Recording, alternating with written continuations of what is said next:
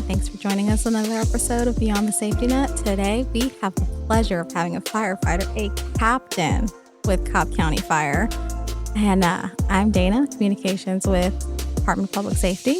Inger, I am Dana's coworker as well. We're both with the Department of Public Safety. We're communication specialists. And now we're going to let Fire Captain introduce himself. My name's Dan Lohman. I'm a captain with Cobb County Fire Department. This is a new promotion, correct? Yeah, it just happened back in December, actually. Okay. Well, how about you tell us a little bit about yourself? How long have you been with Cobb Fire? So I got hired with Cobb Fire in January of 2010. So I just hit my 15-year anniversary with the department. Congratulations. Thank you. Thank you. What made you decide to come to Cobb Fire? Oh, that's actually a very long story. Go for it. We've got time. We like stories. We might chop it up. We might ask questions. We may interrupt you, but Yeah, edit down what you need. The journey actually started back in South Florida. I grew up in South Florida, okay. so Palm Beach County. Oh, nice. If you don't know where that is, it's about 30 to 45 minutes north of Miami. So I actually started off in fire training in Coral Springs, Florida. I went through that in 2007. So in South Florida, you have to get all of your certifications before you can actually get hired. So my original plan was to go through the fire certification and then get my EMT basic, and they require paramedic down there. So I was going to go through paramedic school. So I completed fire school and EMT basic. And then my wife and I actually decided that we wanted to move up to Georgia. What was the motivating factor to move? My in-laws and my parents both moved up this way. My parents actually moved to Westminster, South Carolina. They bought a house near the lake up there, and they decided they were going to move there permanently. And my in-laws, my wife's family, they actually bought a house in Beaufort, Georgia. Okay. So There's some great food in Beaufort. there's a lot of good food. There is a all over lot there. of good food in Beaufort. So we decided, hey, you know what? We haven't really started rooting our family here in Florida yet. We knew we wanted to have a family, a couple of kids, 2 or 3. So we decided to just go ahead and start that process by moving to Georgia first. So we moved to Decula, Georgia. And before we actually went through with the move, I applied to City of Atlanta, Gwinnett County, and Cobb County. Okay. Because I realized that, the fire departments in Georgia, they don't require all of the certifications before you start. You can go through their fire academy, they'll get you certified and get on the rig. So I was trying to avoid the $2,000 or $3,000 cost of going through paramedic school and doing all that on my own while trying to work. Because when I got certified as a fireman and EMT, I was doing that through night school. I was working a full-time job. I just so happened to be working for my dad at the time, killing bugs. Not the most glorious profession, but Gotta be done. yes. Yeah. And so the hours were long during the day, and then trying to go through school at night, it was pretty arduous. So moving up here, I was pretty excited to see that I could get hired with the certifications that I have, and thought that gave me a pretty good chance. So I went through the process with all 3 of them. Actually started with Gwinnett, and then I came over to Cobb County and took their test. I had to fly up for both of those tests originally. So Okay. after that, after the initial test, we moved and things were a lot closer. I got a job killing bugs up here. So, yeah, it did. It was easy to find a job at that point. So, that was 2009 or Okay. 2008 really. And 2009, things were kind of, as far as the economy goes, things were kind of rough. Mhm. So the departments they weren't hiring people very quickly. So the process took, like I said, it was 2008 when I applied, and I didn't get hired and start until January of 2010. So Wow. yeah, it was at least a year and a half long process. Cobb County just so happened to give me the offer letter before Gwinnett County, and I'm actually really thankful that happened.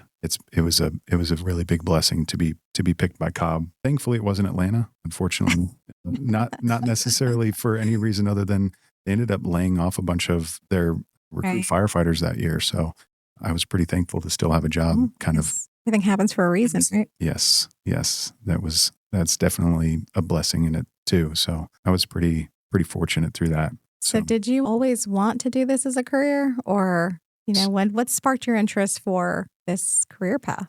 So obviously most little boys as a kid, they all kind of look at the fire trucks when they drive by and say, I want to be a fireman one day. I want to be a fireman. Not cops? No. The only thing cops and firemen have in common is that they both want to be firemen. So there's that whole aspect of it. Definitely keep it at it. But I actually did police ride-alongs when I was in South Florida. I had a couple of friends that their families were, some of them were police officers down with Palm Beach County Sheriff. So I did several ride-alongs, but it told me that I didn't want to be a cop. It really did. What was it about it? So it was, He's trying to think of the nice things to say right now. We'll use beeps. yeah, right. No, so I would say that the idea of sitting in a car by myself for hours on end, that was really the deterring factor. Not to mention the fact that most of the times when the cops show up, people aren't that excited. So it made it tougher sometimes. The only times we had interaction on those ride-alongs, the only time we interacted with the public was when we were catching them breaking the law. So every time we interacted with the public, it was not a positive interaction necessarily, not because they were over the top with what they were pulling them over for or anything. It was just nobody wants to get written a ticket. So they're pretty upset that you're pulling them over. So that is true. I don't think anyone gets excited when they see blue lights behind them. And they're like, woohoo. It makes me nervous. It makes me nervous. But, I really do. I commend the cops that are willing to stick it out and make a lifelong career out of it, because it wasn't something that I necessarily felt I wanted to do for myself. So I really liked the idea of being a part of that public safety community, but I didn't want to do it where I was sitting around in a car by myself. Right. That is a huge difference between PD and fire. Yeah. So you guys are all together. Yeah, we are.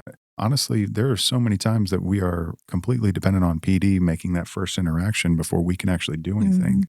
That's why I say, I can't say how thankful I am for them for wanting to do that, honestly. And Absolutely. yeah, that's true. And how did your wife take it that you wanted to choose this career path? So when her and I met, I was already in the fire academy. Okay. So she hasn't known me to be anything other than a bug guy that wants to be a fireman. Imagine if you chose to be package deal. Imagine if you chose to be the bug guy who decided to be a cop. So angry. The story might have turned out a little differently.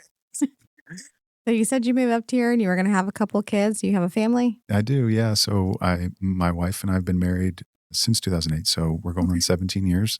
Congratulations. Thank you very much. I have a 13-year-old daughter and an 11-year-old daughter. So, yeah. Girls. Yes.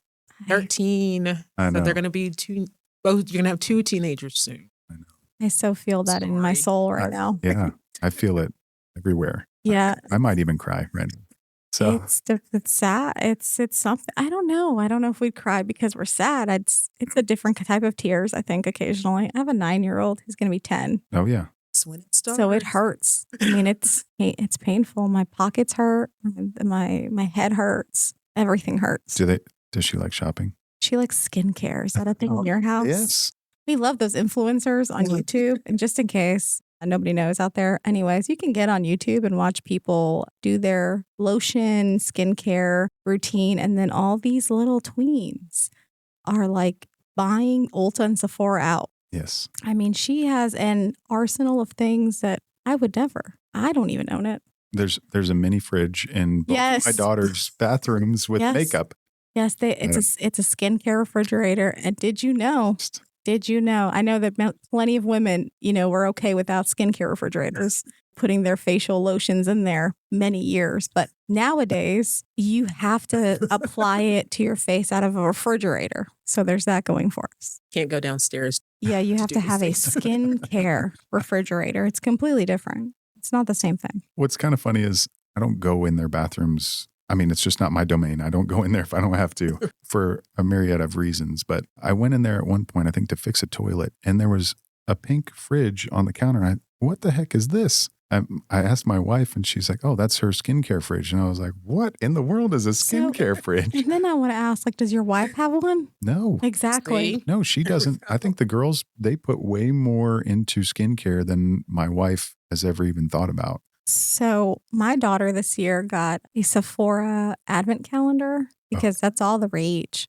Why does Sephora need it? Well, if you get it early, chocolate. First of all, the lady at the store told me that they sell out quickly. The sales lady at the store. Yes. And she said that people buy those when they go before November, and then they go up to $300 for an advent calendar. What? And that people go and buy them in October It's you. And You're a it victim. was like 100, which is like a deal, right?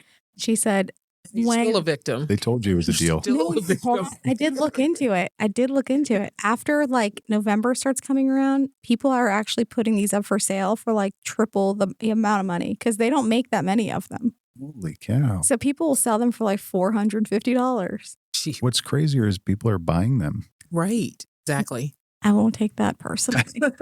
No, I mean for No. $450. However, You know what? It's an investment. You can make a lot of money. I off of that. couldn't because she tore it up every day. But, I was thinking like we can share stuff. I mean, not everything's going to be for you. Only 9. No, it was very rude. Yeah. We don't get You're to the use any of their stuff. Your supplier. wife probably doesn't get to use any of their stuff. We just buy these things and we're like, oh, that looks good. Yep. Yeah, we're the suppliers is what we are. It's painful. It's bad. We stopped YouTubing as much because I can't keep up with the trends. Can't afford it. It's too much. You can't eat any of that stuff, so we don't need it. Doesn't provide any real sustenance for life. It doesn't. Do they have vanities yet? So no, they each have their own bathroom and mirror and all that stuff. See, but no, so I hear that a lot from dads that are like, no, my daughter doesn't need a vanity. They've got a bathroom vanity. I know. I've been told that a They're different. potential project is that I take the second sink out of their bathroom and turn that into an area where they can put a chair and look at themselves and use it. So yeah, That's exciting. I'm sure it's coming. I just it hasn't been put on the Pinterest pin hasn't been put on my list yet. So I am. Yes. Do you have any pets? I do. So I was just going to say, I finally convinced my wife that we should get a dog. She was a hard no for many years. And then I had to use the kids. So I used the girls to be on my side. And she said, okay. And she asked me if it was going to be a girl or a boy. And I immediately said boy without question, because I need just something with some more testosterone like me, to where we can both be crazy together or something. I don't know. It feels like we're unified just because of that. So what kind of dog did you end up getting? So it's a Hungarian Vizsla. So it's like a pointer. All right. It's like a German short-haired pointer. Okay. Yeah, he is. It's the quintessential dog that you find on packaging for most dog products, it seems. He's a beautiful coat, but he is a psycho. He is crazy. Oh, be careful what you ask for. I know. And it was good, so I thought, having an energetic dog when I go out for a run or anything like that, he'll have the energy to keep up. And He's got more energy than you, doesn't he? we ran 18 miles, the dog and Wow. I. Yeah. And when we came back, he still wanted to play for hours. And I couldn't do it. I was the one that was spent, obviously. But So what do you do for fun? so it seems like these days I work a lot. So I've picked up some extracurriculars at work that have allowed me to kind of be a part of numerous things. But in my true downtime, I do triathlon stuff. So I'll swim, bike, and run sometimes. I was going to say, because you said you ran 18 miles is kind of not like I went out for a stroll or. So it was about a 2-year period. I trained for an Ironman. Okay. So Wow. I did my first Ironman in November of 2023. So once that was done, I actually kind of eased up quite a bit last year and wanted to take a little bit of a break and use my downtime to do something other than exercise for 6 or 8 hours. What'd you do? So I actually picked up tennis. Really? Yes. Why tennis? Wow. Did you say why? I said, no, Yeah. I said, wow. Oh, yeah. I said why? Oh, okay. You did. Okay. So my wife picked up tennis a couple of years ago, actually, about the time I started training for that Ironman. So on my long training days, she was out playing tennis for hours. So when it got to a certain point and I realized I didn't want to run anymore after the Ironman, I just decided I'd start playing with her. And that turned into, her and I play mixed doubles together. Okay. And I also play singles, and they're both through like a flex league. So it's not. Is it's it not- Alta? So no, I'm not on an Alta team. My schedule because my schedule rotates 1 day on, 2 days off. It makes it tough to make a commitment to an Alta team, and I feel kind of bad not showing up if I've made it known that I want to be a part of this team. So I've been told, hey, no, it doesn't matter. Just show up for when you can and all that. I just feel like I'll spend more time not showing up than I will actually playing. So we play T2 and Ultimate. I don't know if you are familiar with them. They're just little flex leagues. So they basically pair you up with people of your same level. And it's really through all all of Metro Atlanta, and they're through a couple of states too, but they'll pair you up with somebody close and you play at your courts, and then some of them you play at the opponent's courts. So, and we schedule around work schedules. So it's like a business league. good. So yeah, it's pretty much nights and weekends. So I don't have to try and schedule it at, 11 o'clock in the morning on a Tuesday. So tennis was not my sport. No? No, I did actually try 1 year because I stopped playing basketball and I stopped cheerleading back then. And I said, let me pick up some tennis. I can do this. So I went out and no. It was actually really sad. I was like, I can't do this. Yeah. I think that time it was like a club. Okay. The coach was like, it's fine. Come back. We'll work on it. I'm like, yeah, I don't think you can suck this bad. No, I'm good. Thank you. I mean, I'm not very good. I feel like if you run 18 miles, you're probably okay. It just means I'm good at chasing the balls that they're hitting on me, because I'll hit it in the net once I get there. So This new assignment, take us through your assignments, I guess, with us. I mean, how they differ? I mean, what did you learn from each one that you've kind of taken up to captain now? Okay. So, January 2010, I got hired, and I ended up in the recruit school, which I was expecting it to be very much like what I went through in Coral Springs Fire Academy. And it was, but it wasn't at the same time. So there's still that paramilitary aspect to it. You still have a hierarchy that you're reporting to. You're still kind of acting on that same thing, but the training wasn't as generalized. So when I went through it in Coral Springs, it was for a generalized NPQ certification. The NPQ certification is the firefighter certification that Cobb County uses to say that you're qualified to ride a fire truck. So it was, the recruit school for Cobb is still NPQ based, but it's very much Cobb County specific. So it was kind of nice to be able to come in and hear, these are the hose loads we're going to use. These are the ladders we carry on the engines and trucks. And these are the rigs that we use on extrications. And it was nice to hear it from that perspective, as opposed to like, some departments do it this way, some do it that way. And this whole, you have to learn all of them before you go join a department. So I really well prepared, but I wasn't prepared for the one that I went through in Florida. So I had a different mindset when I came out of that recruit school in South Florida. It helped steer the way that I viewed training and exercise and everything like that. So we ran a lot. We did a lot of push-ups. We did a lot of sit-ups. We did a lot of pull-ups. We did everything like that in South Florida in the Coral Springs Fire Academy. So when I came here, I was fairly well prepared, at least for the idea of what to expect.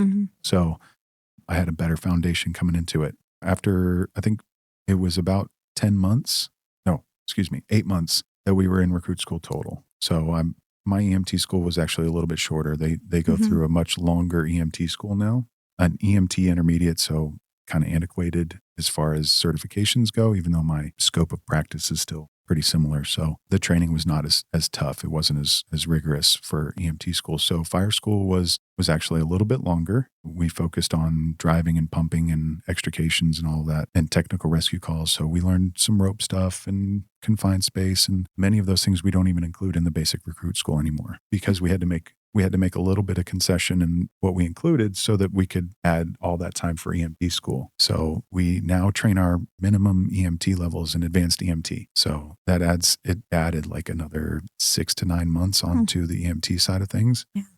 Yeah. So it's a lot of schooling now for recruits compared to when I came through. So as far as the EMT stuff goes, it's a little bit more in the books. So trying to be ready for that would be some good advice to give somebody that's coming in now is, hey, be ready to study. So hopefully you have some good study habits from high school and you can come in and you can keep up with it. Because the fire stuff comes kind of easy, because that's the really fun stuff. You get to go out and the hands-on stuff. Yeah. You get to play on the big red truck and everything that comes off of it. It makes it a lot of fun. So now there's still an educational aspect to that too. So you still have some tests, but it just seems like the EMT side is usually much harder for people. So when I finished that, I went out to Station 2, which they're finally getting a new station, but that station's been around for a very long time. I went out to Station 2 and I did my first 6 or 7 months there, and I actually bought quite a few fires while I was there. It was a pretty fruitful first 6 months. House fires, car fires. Yes. Yep. Really? Yeah, apartment fires, house fires, car fires, kind of all that. We don't wish bad on anybody, right? But we do train for something and we like to exercise what we've trained on. So we really don't wish bad on anybody. But if it's going to happen, maybe I get to be a part of it when it does happen so I can maybe make a difference, right? So it was pretty fruitful for me. So as a young probationary fireman, I was able to gain some experience. Not as much as I thought I was gaining at the time. 15 years into it, I realized how much I didn't know back then. But I went from Station 2 to Station 19 and finished out my probationary period. And then I actually got on our technical rescue team. Okay. So at the time, we had a heavy rescue, and then down at Station 4, Squad 4. And then we had Truck 14 up in the 3rd Battalion, which are actually not far from here. They were also part of the technical rescue team, but they weren't a dedicated technical rescue only. So technical rescue it's a few different disciplines that not every firefighter is trained to be. So it starts with rope training. There are 3 classes to become rope tech certified, and then you go into things like confined space training. You go into structural collapse, trench rescue, and swift water. Ooh, that's a fun one. Yeah. Okay. It's definitely a lot of fun in the summer. It is. Although the Chattahoochee is never really forgiving, it's at least it's not as gnarly in the summer sometimes. Yeah. And by forgiving, I mean like it's very cold all the time. Always. It's always cold. So every time we train, you just be ready to be very cold all day. So when I got onto the squad, I was able to actually be a part of that for about 2 years. So I got several of those certifications, and then the first promotional test became available, and I was eligible. So I studied for that and ended up getting promoted. So after about 2 years of being on the squad, I ended up promoted and went to the rank of engineer or driver. So from there, I went to Station 30, which is at the time it was our busiest station in the department. It's still one of the busiest, but that battle's getting closer between Station 30 and 16 and 26. There's several stations now that run quite a few calls. So I spent 4 years as a driver at Station 30, which at the time, like I said, was our busiest engine company. So I got a lot of exposure, a lot of experience, a lot of time learning and being able to put into practice what I've learned. So it was a really good experience for me. Yeah. That is, man, it's interesting to hear because I've been out there in the field too. And it varies because there are younger firefighters that are ready to be able to put all their training in for like a fire, like an actual fire. And if you actually talk to some of them, depending on where they're at, they might have not even seen a fire yet. I mean, they may just be going to medical calls. So they're still waiting to get that experience. Yeah.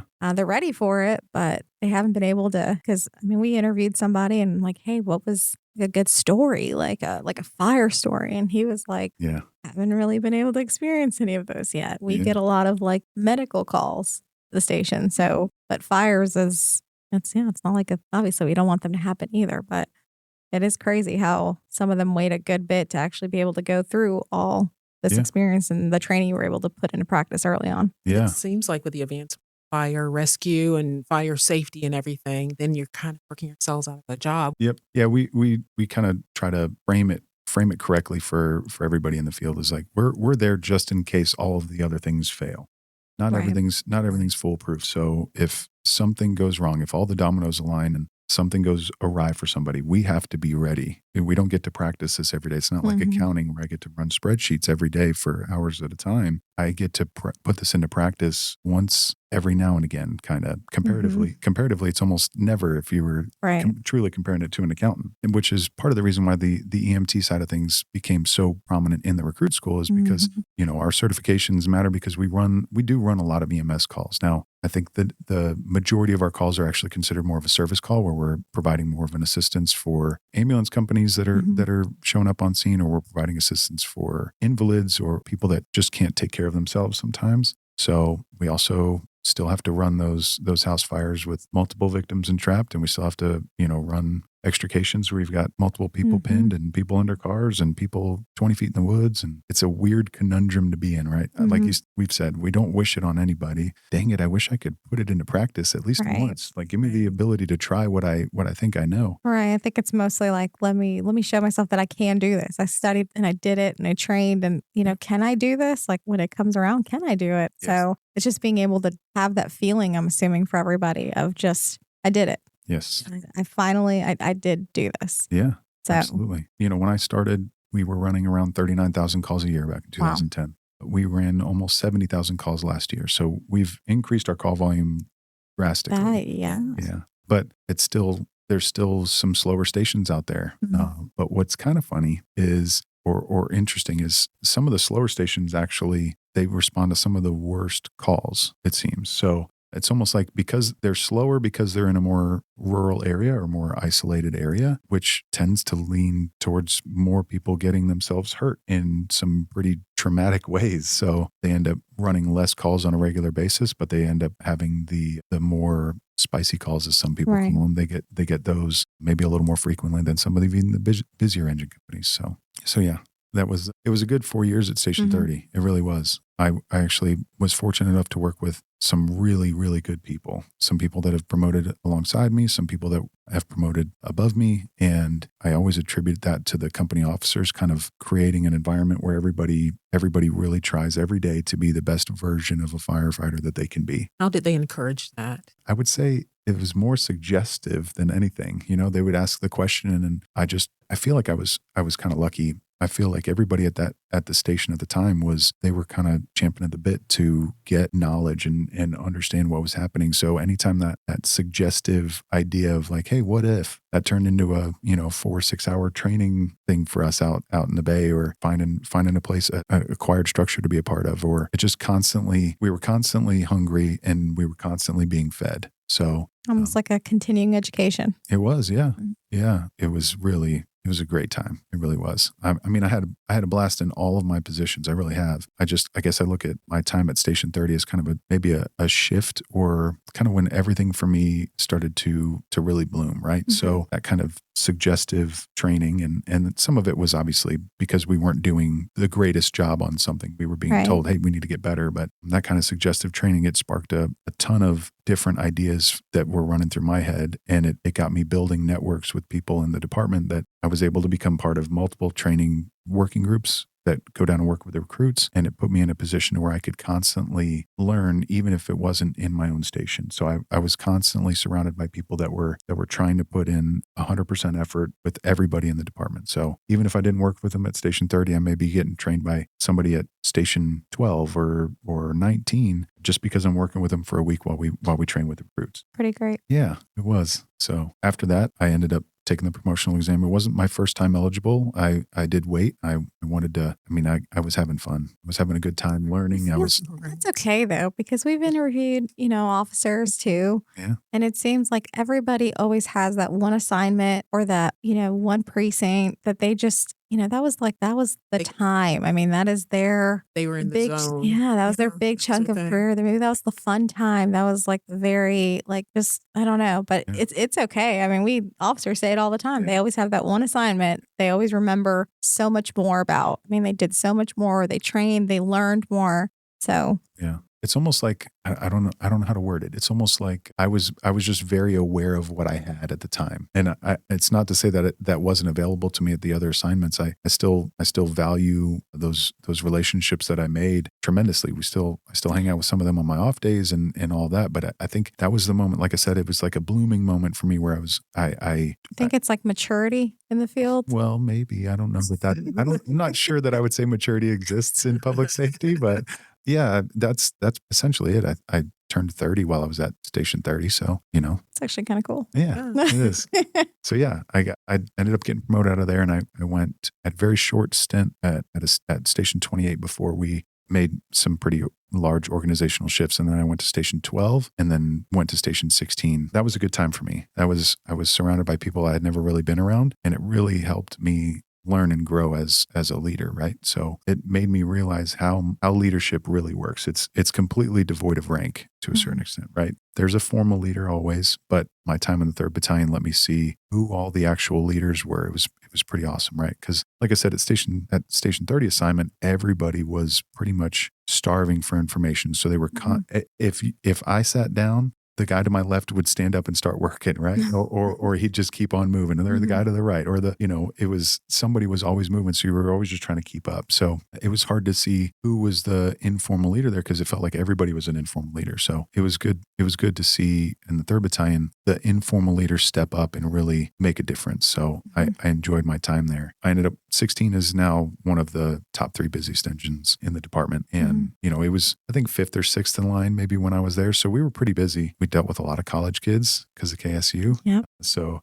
I did hear that. yeah, there's a lot of, there's a lot of stuff that you run while you're there that's kind of like, it falls flat. But then because it's a bunch of college kids and they're all partying and having a good time, there's some pretty interesting calls that come out of there. So At one station and then you went to another one. Why? So the switch from 12 to 16 was out of my control. That was, we made another organizational shift, and it was actually based on pay. So we incentivize people to get their paramedic license, and we incentivize that with a 10% bump in your pay. And they made Station 12 ALS, and I'm not a paramedic, so that made Station 16 BLS. So the paramedics and everybody at Station 16 moved to Station 12, and we moved from 12 to 16. So yeah, so I didn't have any say in that one. The next move that I made as a lieutenant, I did go down to Station 7, and I did volunteer for that. So like I said, I had a blast running some pretty good calls at Station 30. Like I said, my first 6 or 7 months at Station 2, I had a bunch of good calls as well. Well, those are both neighboring stations to Station 7. So I knew that there might be a chance that there's an opening happening at Station 7. So I put in a transfer request to try and go down there, and it came true. So we had another big shift and move of people. So when I went to Station 7, it was in the old station, the same one that had been there, 70 years. So it was tiny, and it was awesome though, because there's only 3 or 4 of us there at a time. It was a single engine company. It's the only unit responding out of there. So we developed a really strong bond. A couple of them ended up moving their own way and going wherever they wanted to go. But my driver at the time, he and I, we stuck together until I got promoted, and he and I developed a really, really good relationship. So everybody that came onto that engine, we already had the family atmosphere for them to just be a part of. So when new Station 7 opened up, that was in 2021, we switched from old 7 to new 7, and they actually brought that heavy rescue that I was on early in my career. They brought Squad 4 over to Station 7 to make it now Squad 7. Oh, I forgot to mention, while I was at Station 16 as a lieutenant, they actually, that truck company that was also acting as a technical rescue team, we were able to put them in their own dedicated heavy rescue. So And explain heavy. So that's the separate disciplines that we have. Okay. So their unit now is designed around those disciplines. So swift water, confined space, Right. that kind of stuff. That's their unit is dedicated primarily to that. Now they will still run some medical calls. They're on, house fires and apartment fires and all of those, but their primary function is heavy rescue. So I would say probably their most used discipline is extrication. So vehicle accidents with somebody entrapped. And then, there's a lot of swift water calls in the county with the Chattahoochee flowing through it. So, for people who might not know this, if there is an accident, let's say on the opposite side of the county, and it requires extrication, is that the team that's being called out to do that? Or is it the house that responds? Or is there always somebody from that squad kind of nearby? That's a good question. It is. So every truck company in the department, we have 8 ladder trucks in our department. They all carry extrication equipment. And then we have a couple of engines scattered throughout the department that also have extrication equipment. Right. So our dispatches 2 units with extrication capabilities to each extrication. So you'll get your first due engine company. You'll get the first due extrication company plus a heavy rescue or a squad, which we actually have a 3rd squad in the county now that just started at the beginning of last year. So their disciplines are a little different, but so you'll get, like in my territory, now I ride a ladder truck. I ride truck 22. If engine 7 gets a extrication, it'll be engine 7, truck 22, and a squad 7 that are responding. Plus you get your ALS equipment showing up and a battalion chief. So there's a lot of units coming to converge on this incident to make sure that we have enough hands to really get the job done if necessary. Right. Not every extrication ends up being involved to where every single one of those units gets utilized, but most of the time you at least keep one of those extrication units on scene in an ALS company, and the first due engine they're always there. So seems like there's a lot of different career paths that you can ultimately go into in different specialties that I guess people wouldn't really know about, because I learned about hazmat, I think, when I first started, and I didn't know that was a Cobb fire thing at all. Never, because when you're driving by, all you see is the firehouses, the fire trucks, and as a normal individual civilian, you have no idea that if you do see an accident on 75 in our county and there is, an extrication that's having to take place, you have no idea that there's somebody who's like that's their specialty. I mean, that is what they trained for, to be able to provide the best care in our community. So Right. that's pretty great. Yeah, I think most citizens kind of look at every fire truck. It's a fire truck is a fire truck is a fire truck, right? So it is interesting, and if it's not a fire truck, it's an ambulance. It doesn't really matter, right? Like Right.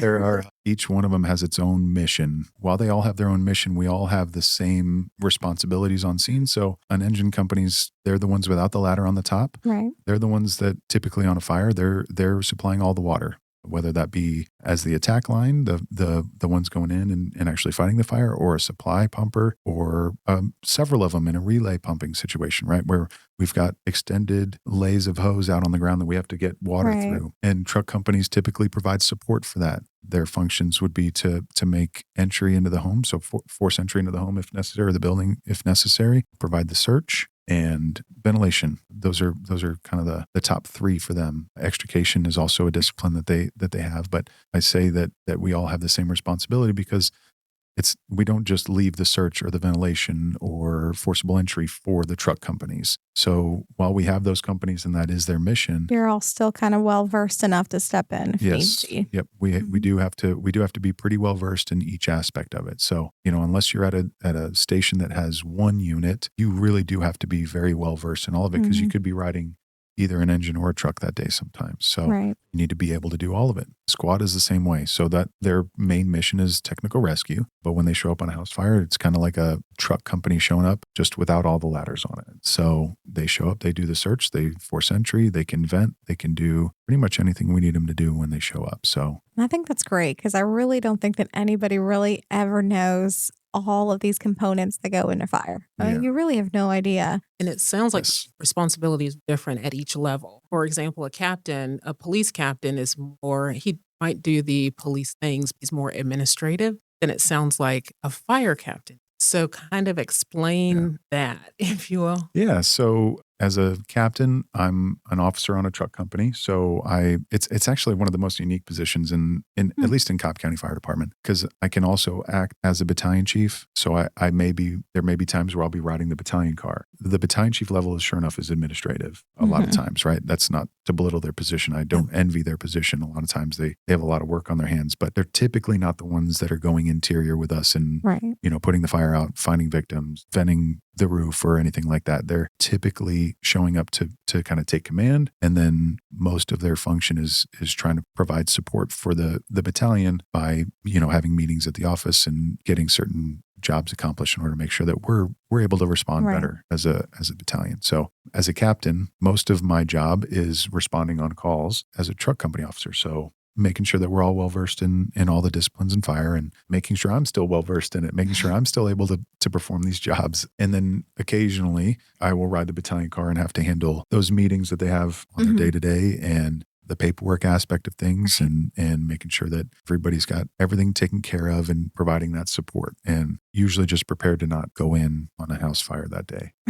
Our command structure is a little different than some, where our battalion chief can be assigned an interior division. So if we had a high rise fire or something like that, they would be assigned an interior division in order to help coordinate the crews that are in there, but they still have to dress out. They still have to wear air packs, and kind of depending on the job, they may end up doing some of the work while they're in there. But a lot of that's just because they want to, because hey, I still want to get in there and play and still, practice what I've been doing for all these years. So, but yeah, the captain of PD is definitely a different position. They're basically our battalion chief level.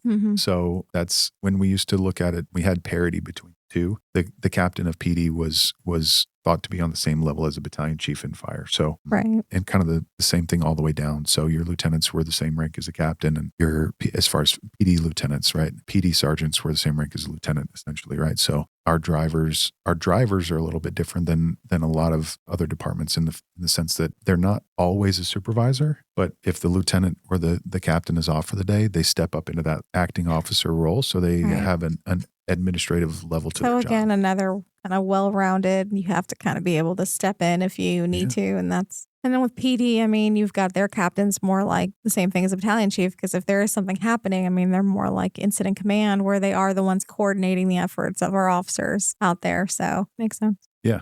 I guess nobody really thinks about it like that, but when you explain it. I mean, it Yes. makes sense. You got any stories? Probably. What kind of story do you want to hear? So Go ahead. let's see. I can tell you silliest calls. I can tell you. You know what? How about like a purpose call, like something that, makes you kind of reassured you, like you do this. You serve a purpose. I mean, this is your calling. And you do this again. I guess there's several of those that I've felt in my years where it's like, okay, that's why I'm here, right? Mhm. We may have run 3,000 calls this year, but this one call is the reason that I'm in this job. It brought everything in. I would say that there are 2 calls when I was at Station 30. One was an extrication and the other one was a house fire, actually. So we'll just go ahead and go with the house fire because there's an interesting aspect to that too. So we got dispatched to a house fire in 7's first due. So we were showing up as the second due engine company. I believe it was en route. Yes, there was a known victim inside the home. So we responded to a house fire with entrapment. And Engine 7 got on scene. They started their 360. It's where they walk around and kind of assess the house and see where they need to go, what they need to do. And on his 360, it was actually an acting officer at the time. He's a lieutenant now, but he updated everyone, hey, we've got a victim hanging out the Charlie side. We're going to need a ladder around here. We're VES. So when we pulled up, the role of driver can be a little bit tough for some people because you drive. And when your crew's going inside to fight fire, you're outside pumping, supplying water. So, when we showed up, there were several PD units on scene. And they were kind of blocking the road a little bit, and God, they got in the way. So there were several PD units in the way. The driver of Engine 7 was trying to stretch a line to get whoever could interior because the fire was coming out of the Bravo side of the home.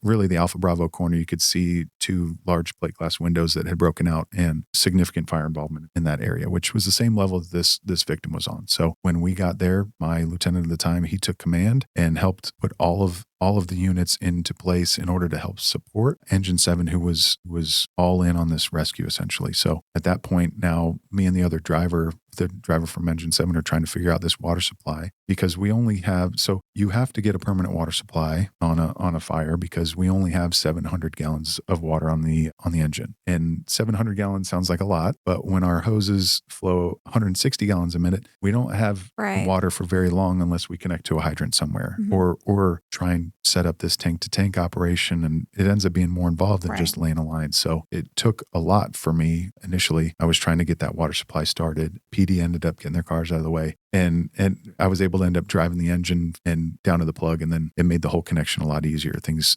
came together a lot easier. But she ended up surviving, this victim. So she was incapacitated. There's dash cam footage from our engine when we pulled up and see her being carried out by the crew on Engine 7. They laid her on the back of a PD tailgate and started working her, and she ended up in the hospital. And it was one of those. That was the first time I'd been on a house fire with a victim, and it was just something that you see on TV. You hear about in the news, you think about when you're, a new fireman. And it was 6 years into my career almost. Yeah, about 6 years into my career was the first time I had seen a victim pulled from a house fire like that survived. And it brought every function. It gave every function on the fireground a purpose to me.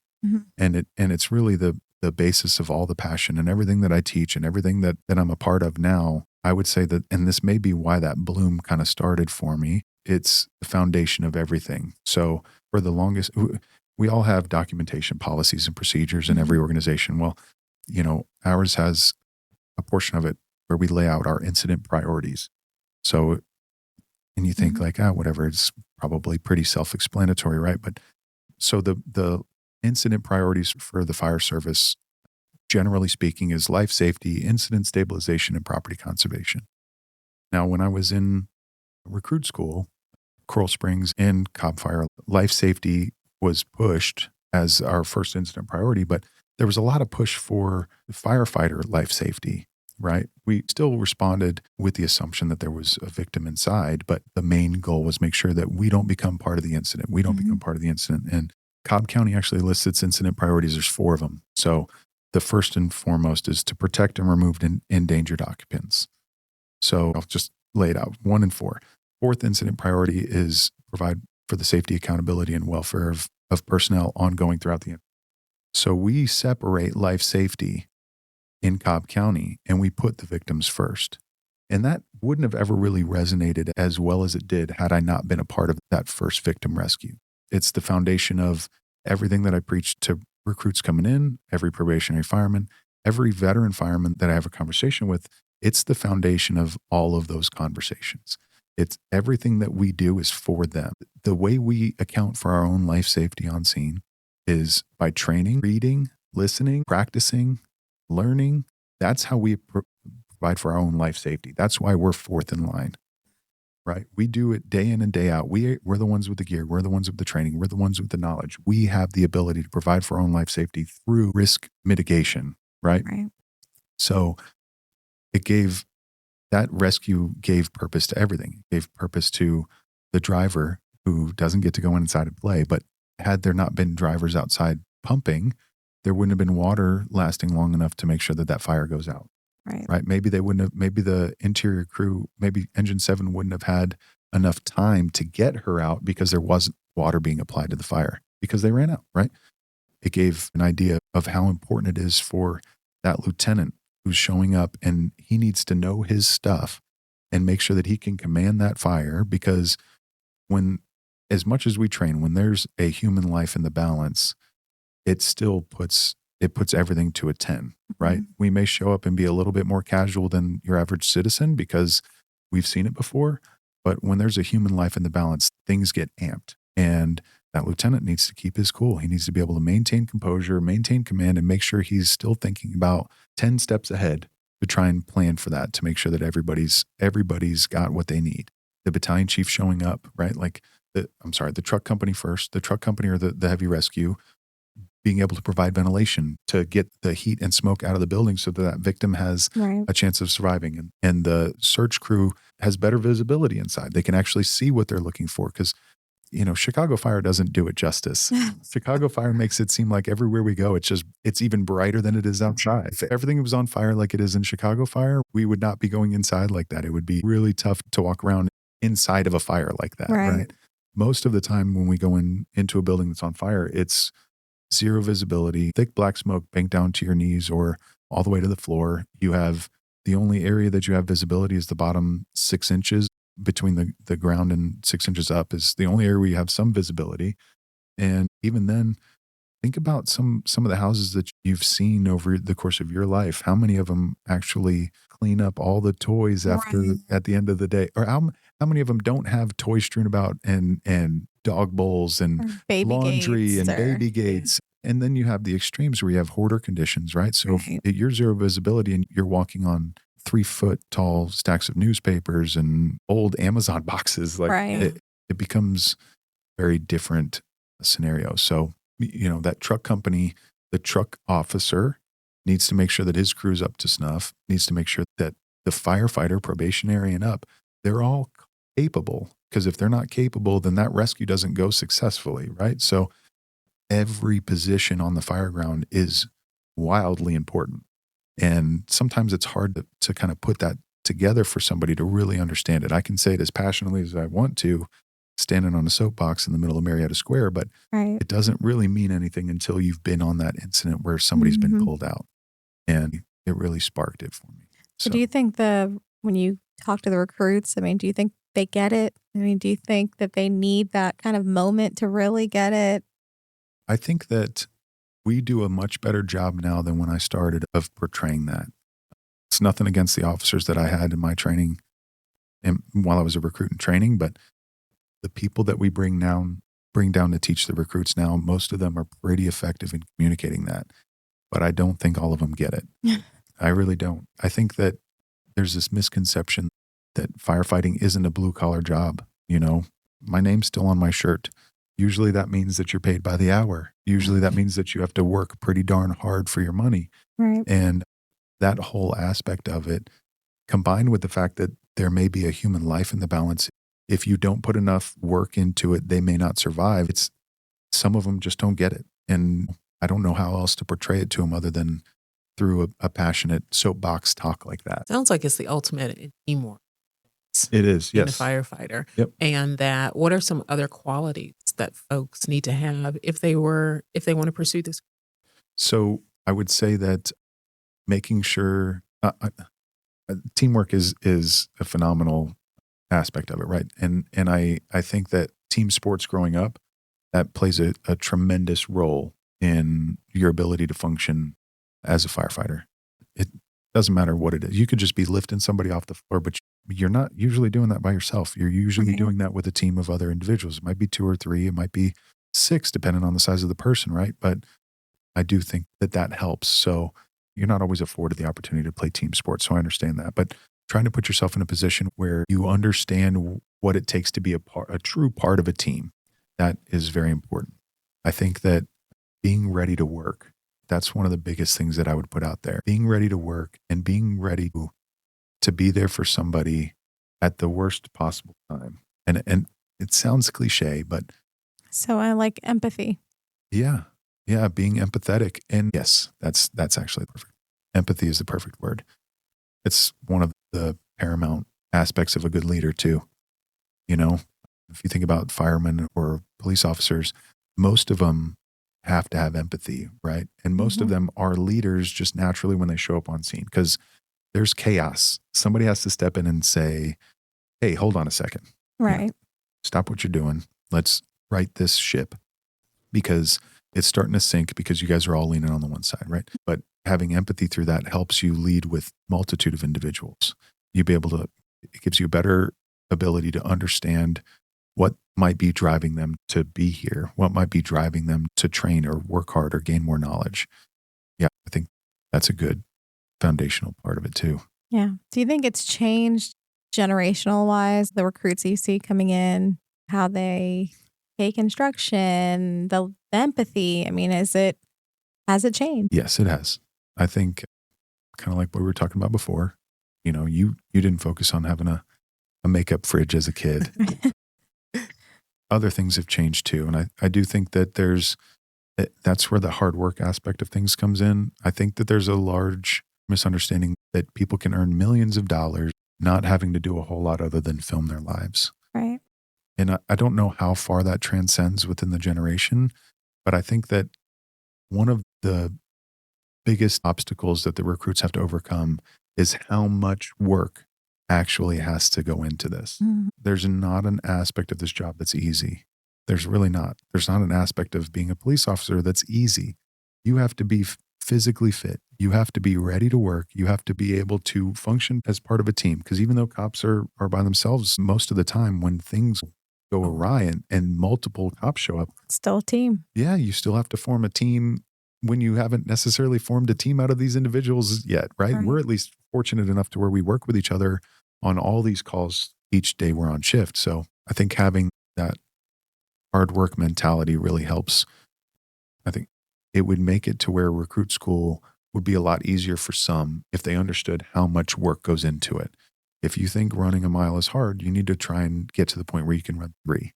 If you think lifting weights is hard, you need to get to the point where you're able to deadlift and squat twice your body weight, right? You have to get to a point where you are bigger, faster, and stronger than the accountant down the street. Their That's job okay. doesn't require physical fitness. It's not, obviously they would live longer if they didn't, become Right. obese or anything, but They also may not have somebody's life right. In in the their balance. hands Yeah. and, have to get them out of a building or a car or any sort of terrible scenario. Yeah, imagine having that life in your hands and you haven't worked hard enough to be strong enough to help. You haven't worked hard enough to be cardiovascularly fit. You're out of breath by walking upstairs. Like there's an aspect to this job that I think maybe Chicago Fire does it to us, but it's a very physical job. There's nothing about it that's easy, Right. and the reality is that the citizen doesn't get to choose the firefighter that shows up. They don't get to choose whether or not Mhm. they're getting the firefighter that trained each day, that read books as much as they possibly could, that paid attention in class, that listens to their veteran officers. They don't get to choose the firefighter that put every ounce of energy they could into learning and being the best version of a firefighter. The only choice they have is to call 911 or not. So who shows up is dependent on the individual. It's dependent on that firefighter. Sometimes the gravity of that, it registers with the recruits and they flip a switch, but a lot of times it never really registers until they get into a situation like that. Right. So, this is the most rewarding job I think you could ever have. a job in public safety to where you're actually providing a means for somebody to stay alive. Right. That's the ultimate reward, right? Like, Mhm. and maybe a doctor's more rewarding. I don't know, but that's way too much schooling for me, right? I'm still a little bit of a dumb fireman. I'm not willing to go to school for 8 or 10 years and accrue all that debt. I just want to get out, work hard, and I want to be able to help people where I can. A lot of the time, we're just helping through some minor EMS calls where maybe they're having a rough time, but there are those times where you're going to have to do CPR for several minutes without any relief. We had one of our recruits, we were actually just talking about it in the last meeting I was in, but one of our recruits, his first fire, now it wasn't his first day or anything like that. One of our recruits' first fire, he had a victim that he had to remove. His lieutenant ended up trying to control the fire while he removed the victim. And then he ended up doing CPR on the front porch on his own for a good long while because the other crews were dedicated trying to get other stuff to happen. In an ideal world, you're able to pull the victim out, get assistance immediately, and there's 6 or 7 people to help you get CPR started and get the person loaded. But you have to be ready because you just don't know. Yeah. And we had, just back in December, we had a probationary fireman who had just come out of recruit school. I think it was maybe his 3rd or 5th shift, a house fire with a victim. And, fortunately, he was paying enough attention in recruit school and he had that idea of what was expected of him when he showed up, that when somebody said there's somebody still inside, he started to act almost on his own. He was all about it. He knew what he needed to do when he showed up. He was there to protect and remove endangered occupants. So he ended up pulling an invalid out. It was like a personal care home and they couldn't walk. They couldn't have any of that. Wow. Smoke bank down, and he's having to work at what we call an IDLH. So just it's an atmosphere you can't really sustain life in for very long. So yeah, it's pretty, it can be day one or it can be 5 or 6 years in. I think it was 6 years when the victim rescue happened. You just don't know. So it's up to you to be the best version of a firefighter that you can be on that shift. So what's interesting about that call that I was talking about is it was 2023. The next door neighbor, they ended up having a house fire where 3 people were trapped. Wow. Yeah. So very interesting to me. Yeah. It was the shift before us. So we actually relieved them on scene and helped kind of button everything up. But, those crews worked primarily that engine and squad that removed all 3 of them. Wow. So 7 or 8 people working to get 3 people stuck in a house fire and try to provide enough water to keep that fire at bay while the roof's collapsing down on them. So with all the things that you've seen, what kind of preventative measures do you take at home now? Because I know we ask our officers, are they different around raising their kids? Are they more strict? I mean, do they do things differently because they're always watching their backs? And so what do firefighters do? Usually when I'm asked that question, there's an example that I have. So early in my career, I was at station, maybe I was station 2. Anyway, we ended up running a person struck by auto, and it just so happened to be a 3-year-old that got hit by a truck. And the boy was alive last I saw him. So it didn't have as bad of an ending as it could, which is surprising based on the speed the truck was going. The caregiver came out. I don't know if it was a mom or dad, or I don't know the relationship, but they came out and said, oh, he must have opened up the front door and ran out into the main road. They lived basically on a main road. And I was like, holy cow. What happens when one of my daughters unlocks the front door? Maybe they're not going to get hit by a car, but what? I don't know about it. What I'm going to be, all I have to do is put this one little lock really high up, like a hotel lock. Right. All I have to do is put this one hotel lock up at the top and it's still there. I've installed it on, we've moved since our first home, but I've installed it on both doors now and it's still there. And they're not going to, I guess they could sneak out. They're not going to run out in the street by a car like that. So, aside from that, it's just making sure all my smoke detectors are working.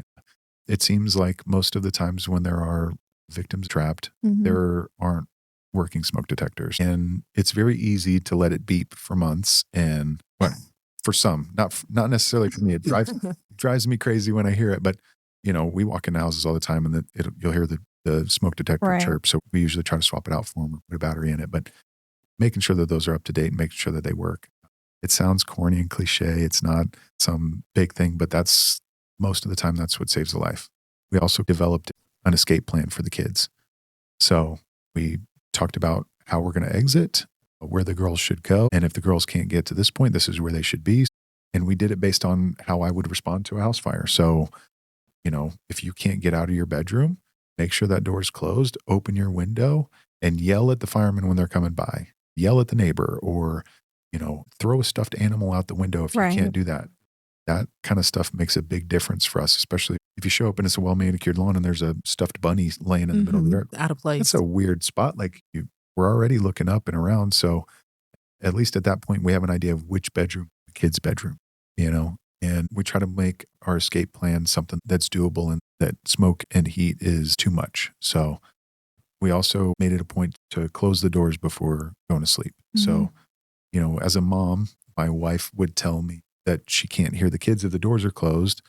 And then I showed her a couple of examples of doors that were closed on a house fire and doors that were open.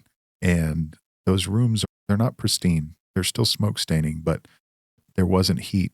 There wasn't an intense amount of heat and smoke that came in a way that would take that life. Right. So the girls' doors are closed every night. That makes a big difference, though, because I also didn't know that until I started working here. And I know that for Cobb Fire, and I think we still do it, we did those STEM doll houses, like with the STEM classes at high schools, I think. Close before you doze. Yep. So they would do they would burn doll houses, and they would show, basically they'd slide over the doors and you could see how the fire kind of moved around in there. And it just made a huge difference to actually visually. I mean, I closed my doors anyways, but I didn't know it was serving a purpose like that until I watched it. So that's actually really crazy. Yeah. It's interesting though. What would you say to a mom who has just come and said, my son or daughter wants to be a fireman?